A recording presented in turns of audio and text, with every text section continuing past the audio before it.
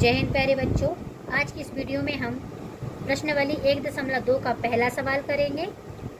सवाल हमें इस तरह से दिया गया है कि निम्नलिखित संख्याओं को अभाज्य गुणनखंडों के गुणनफल के रूप में व्यक्त कीजिए। हमें इस सवाल में कुछ संख्याएं दी गई हैं जिन्हें हमें अभाज्य गुणनखंड के गुणनफल के रूप में बदलना है। चलिए शुरू करते हैं। इसमें हमें पहली संख्या दी गई है 140। क्या दी गई है? 140। 140 के हम गुणनखंड निकालेंगे। सबसे पहले यहाँ पर लिखेंगे हल। यहाँ पर निकालेंगे हम गुणनखंड। यहाँ पर आ जाएगा 140।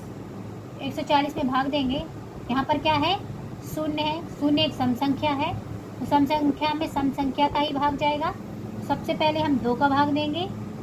2 से भाग देंगे। 2 सत्ते 14 और शून्य जैसा है वैसा ही आ जाएगा। फिर से यहाँ पर शून्य, फिर से 2 से भाग देंगे। 2 3 6, यहाँ पर 1 बचेगा, हो जाएंगे 10। 2 पंचे 10। अब यहाँ पर हम 5 से भाग देंगे। 5 7 35, 7 एकम 7। यहाँ पर हमने गुणनखंड निकाल लिए हैं।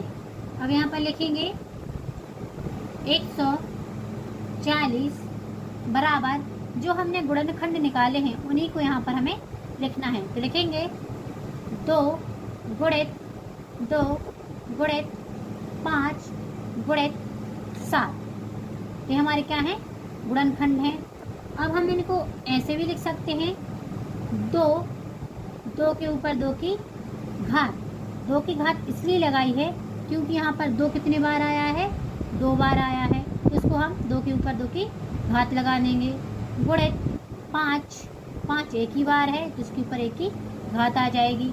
गुणित 7 के ऊपर 1 की घात। यही हमारा आंसर है और यही हमारे क्या है? अभाज्य गुणनखंड है। यहाँ पर हमारा पहला सवाल कंप्लीट हो गया है। पहला सवाल का पहला कंप्लीट हो गया है। अब हम दूसरी संख्या देखेंगे। इसमें जो दूसरी संख्या दी गई है वो दी गई है 156। इसके गुणनखंड निकालेंगे। अब हम दूसरी संख्या को हल करेंगे।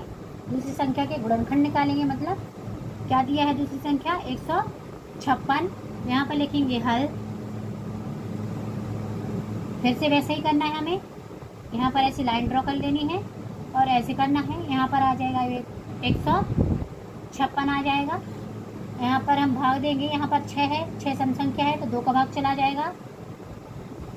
2 सत्ते 14, 1 बचेगा। 2 अट्ठे 16 यहाँ पर है। यहाँ पर 8 है, यहाँ पर 2 का भाग जाएगा। फिर से 2 का भाग देंगे। 2 3 6, 1 बचेगा, हो जाएंगे 18। 2 इनाम 18। अब यहाँ पर 2 का भाग तो जाएगा नहीं, 3 का भाग जा रहा है। हाँ, 3 का भाग चला जाएगा। 3 एकम 3 और तित्र का 9।